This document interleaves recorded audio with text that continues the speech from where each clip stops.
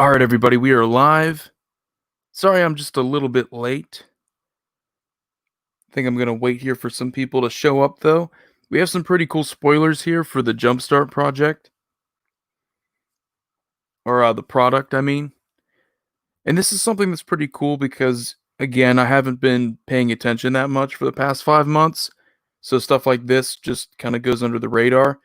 And I'm going to read through the product description here. So by the time I'm finished all of that, we can get into the spoilers, and I feel like most of the people will show up by then. But introducing Jumpstart, a new way to play Magic. This was back in February, which was about a month after I stopped making most of my content. So goblins and walls, cats and Phyrexians, pirates and unicorns, all together at last, thanks to Jumpstart. Jumpstart is a new way to play Magic that mashes together themes from throughout the history of the game and lets you skip the deck building part. If you can't wait to have pirates, head into battle with unicorns, smash two boosters together, and ride on. If you absolutely must merge the greatest evils in the multiverse together, cats and Phyrexian packs are waiting for you. Jumpstart takes the best parts of limited and constructed Magic and fuses them into a dynamic, innovative play experience. So let's dive in. So it looks like you have different packs, and there's different tribes for different packs. And all you have to do is just take two, and you can make a 40-card deck. A new kind of playing experience inside a new kind of booster. At its foundation, Jumpstart is simple. Grab two boosters, shuffle them together, and you're ready to go. The closer look reveals an intricate play experience unlike anything in Magic. It works like this. Each Jumpstart booster includes 20 cards. All 20 cards fit a theme, and most themes have multiple variations. Enough to make 121 possible 20-card lists inside any given pack. Themes range from the familiar Garrick to the curious Doctor, and two themes sometimes come together to form an unlikely mishmash, Dr. Garrick. If you've ever wanted to make a cat pirate deck, well, now is the time.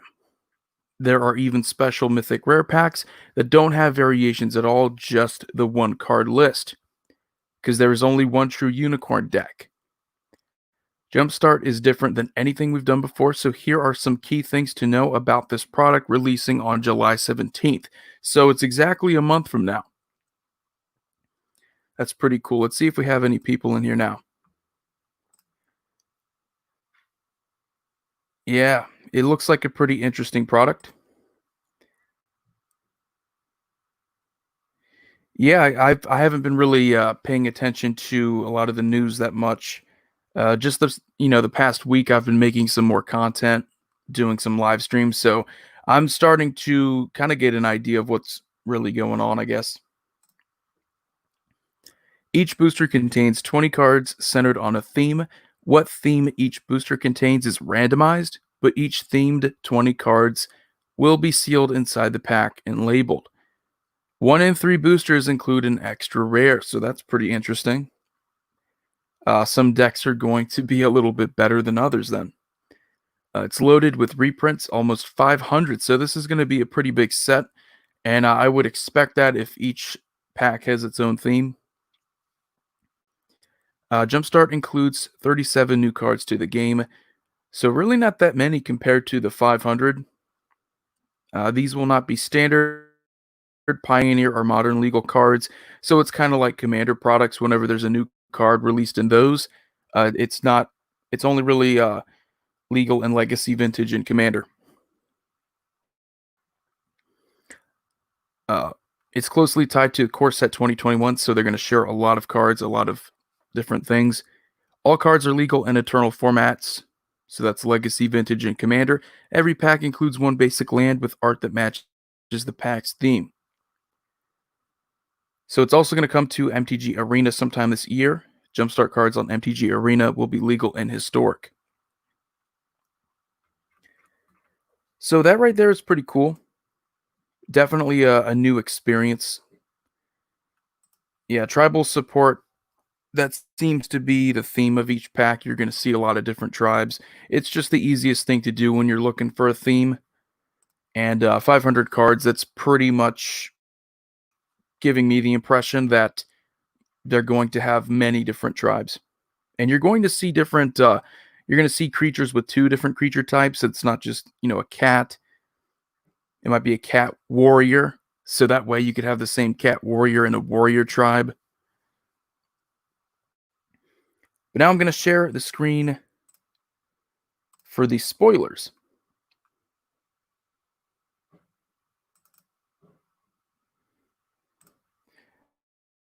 Now, I was already looking at some of these earlier.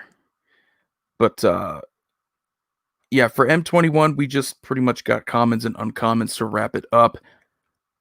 That's pretty much all we're going to get there. But we get some pretty cool reprints with this Jumpstart set. It's going to be primarily reprints, so it was more of a limited experience to expect anyway. We get a Chamber Sentry here. I don't know if this is a reprint. To be honest, there's a lot of these constructs that look a lot alike. So it enters the battlefield with a +1/+1 counter on it for each color of mana spent to cast it. That's why it's so, it's similar to some other cards too. You can pay X mana to remove X +1/+1 counters from Chamber Sentry. It deals X damage to any target. I feel like I've seen this before. Maybe it's just a different artwork. You can pay 5 mana, one of every color, return Chamber Sentry from your graveyard to your hand.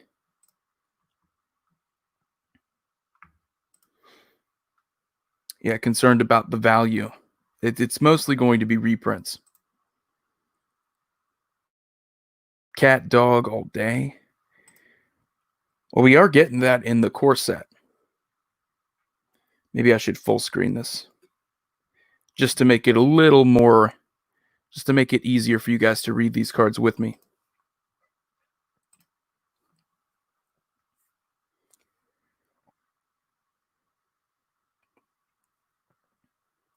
Okay, Maelstrom Archangel is definitely a reprint. Just a 5 mana, one of every color, flying.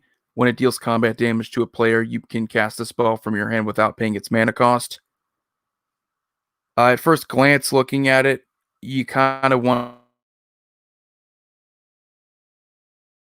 it to follow the Cascade theme, because this was around Alara too. And the Maelstrom, it would be really cool just to kind of have a 5-color Cascade deck. I know we have the Cascading Sliver, but that's more about slivers. I don't know, I might just be rambling. And then we get these interesting lands here. We get the Thriving lands, and these are actually really cool, and they're perfect for this set because if you have 2 different packs, you're probably going to have at least a 2-color deck, maybe more. This gives you pretty much the mana fixing that you need. They come into play tapped, and they're guaranteed to tap for the color that's on the card. So Thriving Heath is going to tap for white. Thriving Isle is going to tap for blue. But as they enter, you choose a color. So you can also tap them for that other color as well. We get some pretty interesting stuff here. We get a Vampire Rogue, Nocturnal Feeder. So this could also be like a Rogue pack or Vampire pack. When Nocturnal Feeder dies, each opponent loses 2 life and you gain 2 life. I don't know how deep rogues are. They might be deep. I know definitely, vampires, very popular tribe. There's going to be no difficulty in getting a lot of reprints together for that. This right here, we have Kels, Fight Fixer, 4 mana black, Azra Warlock. Now, Azra's interesting. We've seen this before. This was from, Battle Bond? I don't know if it was from before Battle Bond, but I know it's definitely a Battle Bond thing. And the whole Fight Fixer, definitely in reference to the Colosseum. So she has Menace, and whenever you sacrifice a creature, you may pay 1 hybrid blue-black. If you do, you draw a card. And you can pay 1 mana, sack a creature to have Kel's Fight Fixer gain indestructible until end of turn. So as far as my channel is primarily commander focused, but I have no problem seeing the value of limited or just having a good time playing something. With Battle Bond, it was, you had like a team, so it was 2v2. I loved that, and I would be willing to, like, if a friend had like a battle bond box, I would have no problem playing one of those games again. So much fun. But yeah, for commander purposes, I think this is a pretty interesting commander. Not super interesting, but you have a sack outlet. You have a way to draw cards in that sack outlet. Don't think it's going to be super strong, but commander options are commander options. We get this pretty cool human warrior, Nayeth of the Dire Hunt, if I can talk today. Legendary human warrior, 4 mana green. Whenever one or more creatures you control fight or become blocked, draw a card. And at the beginning of combat on your turn, you may pay 3 mana, one of it being hybrid red-green. If you do, double target creature's power until end of turn. That creature must be blocked this combat if able. And again, I love the Thesaurus on Mythic Spoiler because it reminds me of Xenagos, God of Revels. That ability when you get to double power. That's what you want in Gruul. You want that. You want power, and you want to, because you have a lot of things that can give trample. This also giving you card draw too for combat related purposes and fighting. That's so easy to do in green when you're able to fight creatures and just draw cards. That is really sweet. We have Gravewaker. Now, if some of these are reprints and I don't realize it, I apologize. But Gravewaker, I think, is a reprint. I think I've seen this before. 7 mana, return target creature card from your graveyard to the battlefield tapped. That seems like an ability I've seen before. Maybe it's just very similar to something I've seen before. But either way, I think this isn't... I mean, this is a pretty good ability. 7 mana is a lot, but it's an activated ability on what's already a pretty solid creature. Now, what is definitely a reprint, and there's no confusion here, is this card, Reanimate. 1 mana sorcery, put target creature card from a graveyard onto the battlefield under your control. You lose life equal to its converted mana cost. Very powerful card. Sees play just about everywhere in Commander, whether you want to be a little more competitive or not. 1 mana to do something that is always going to be good in the game. It's going to see play everywhere. And Nyaxathid, that's definitely a reprint. Enters the battlefield, choose an opponent. Nyaxathid gets -1/-1 for each card in the chosen player's hand. So let me take a look here at the chat just to see. So that was a reprint. Okay. Because, I mean, it's hard to tell sometimes because cards get new art all the time. And Tumor Exarch, that I've heard that name before. It's probably a reprint. Tiny Bones, Trinket Thief. This is definitely new. I haven't seen this before at all.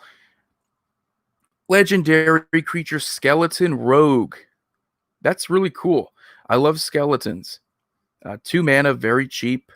So an affordable commander option if you want that. At the beginning of each end step, if an opponent discarded a card this turn, you draw a card and you lose a life. You can pay 6 mana. Each opponent with no cards in their hand loses 10 life. I'm in love with this because it gives you the potential for what was already one of the most disgusting strategies in Magic the Gathering's history. You can take the rack and put that in Commander. So it's not really viable, but you have a Commander option now where if your opponents have no cards in their hand, you can just automatically make them lose 10 life.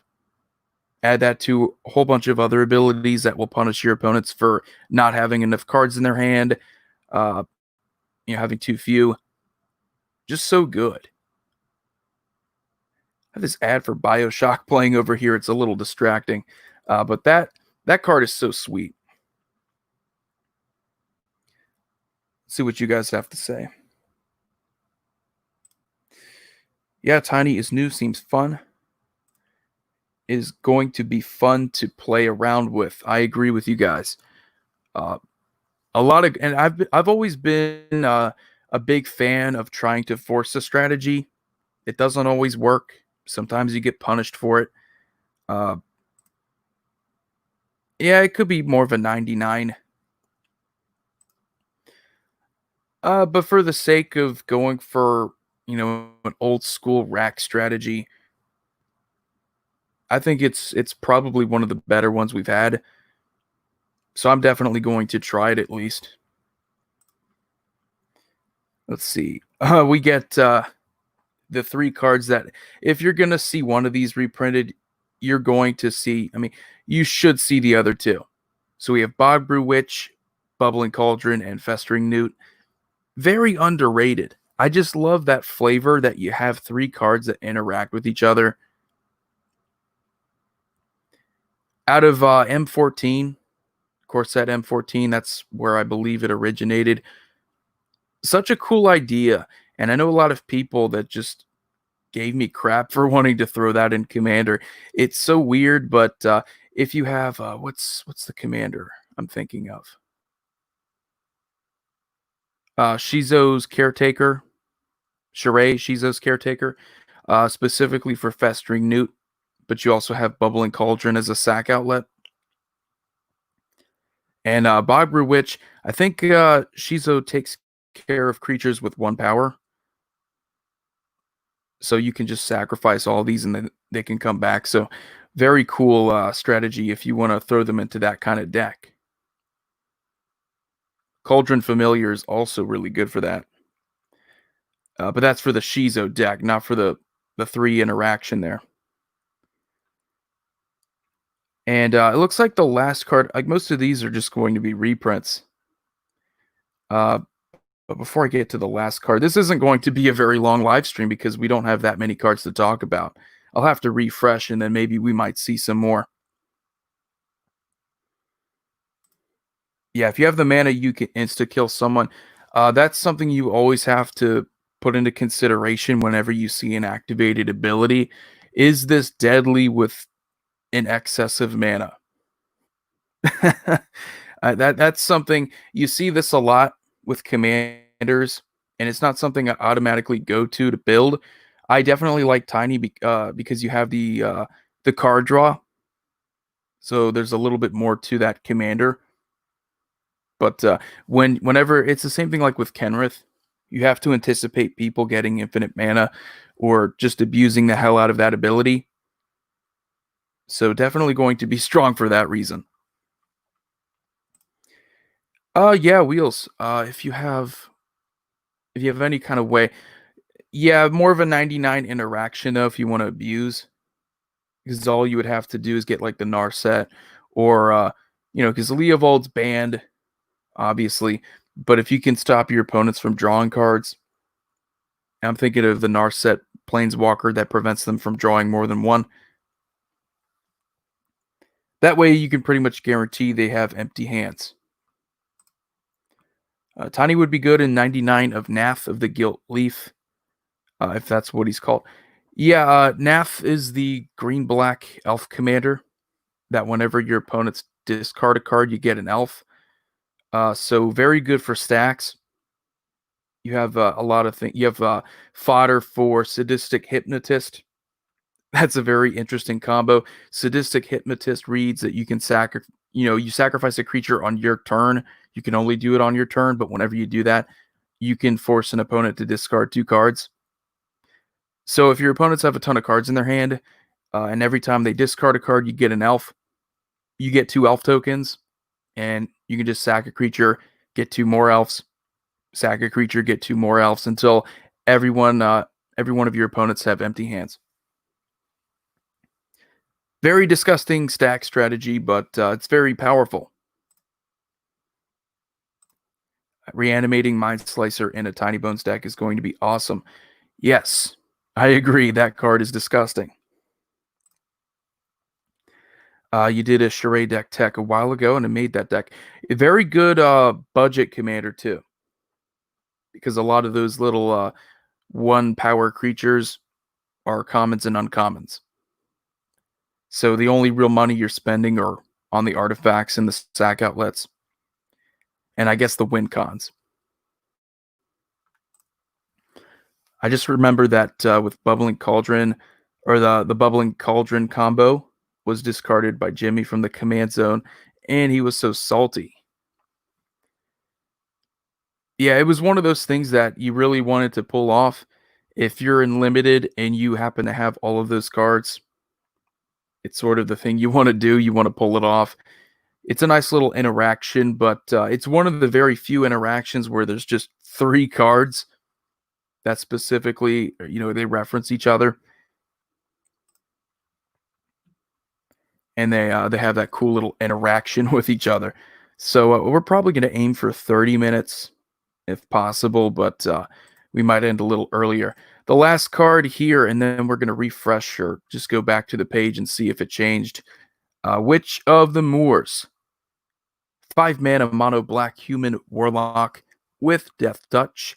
At the beginning of your end step, if you gain life this turn, each opponent sacrifices a creature and you return up to one target creature card from your graveyard to your hand. I guess it's all right. Probably one of the least exciting cards we've read today, but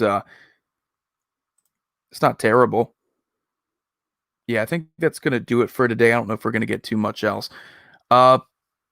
But going back, I guess we could just review probably the most interesting card, at least in my opinion. I'm a huge fan of Mono Black. I just think it's very well rounded for Commander, without seeming too overpowered like Blue. If you guys know what I mean. Tiny Bones, Trinket Thief, just 2 mana. So very affordable, very easy to replay with the Commander tax in mind. The second time around, you're just paying 4 mana. Third time, you're only paying 6. There are a lot of commanders that start out at 6. But the card draw at the beginning of each end step, it's very easy to do this on every turn. If you have some kind of activated ability that can force an opponent to discard, so you can get card draw on their turn, you can get card draw on yours. But definitely, if you have Mono Black is really, I would say, tame. If you don't have access to blue in your deck, you don't necessarily have to worry about abusing abilities, because the way that you get infinite mana in Mono Black is a lot harder. It would involve some kind of it would involve a little bit more complexity to your combos. With blue, it's just as simple as, a 2-card combo with something like a Palancron for infinite mana. But yeah, this is definitely interesting. Yeah, the new land cycle for budget decks, it's pretty much just choose whatever mana you want. And for the remainder, as long as that lands on the field, it's going to tap for that mana that you choose, which is very nice. It's good flexibility. And we just have a ton of lands too. I don't even think it's that big of a deal needing budget lands, because there's so many to choose from. I wonder how many ways you can make a person discard using only black and artifact. There's actually plenty. There is a whole bunch of ways. That's sort of Black's thing. There's Dark Deal, which is the black wheel. Everybody discards their hands, and then they draw the same number equal to that, but -1.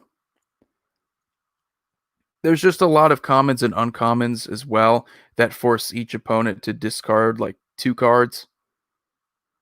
So they're not the best cards, but there are a whole bunch that force your opponents to discard. And it's something you want to take advantage of if it just gets you extra card draw. That was always the problem, I think, with those rack decks, was not being able to recover your hand. because most of these are just like one-time use sorceries. So your hand would empty pretty quickly. They're not super expensive spells either. 2 mana, 3 mana to force opponents to discard cards.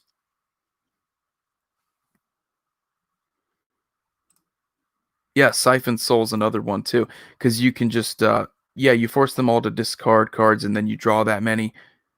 Very good card, definitely a whole bunch, and we also have the Lilianas that force your opponents to discard. There is a lot of discarding. So anyway, guys, I think I'm gonna wrap it up here. Solid 25-minute stream though. I want to thank you all for showing up. We got someone else in here. How would this go with Cruxa, and is Cruxa proving to be good in Commander? I apologize because I've been absent for like 5 months, and a lot of these names people bring up to me now, I don't really know.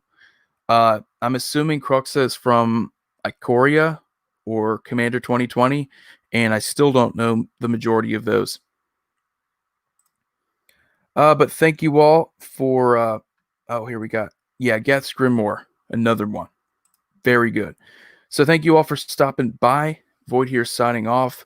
You all have a wonderful day.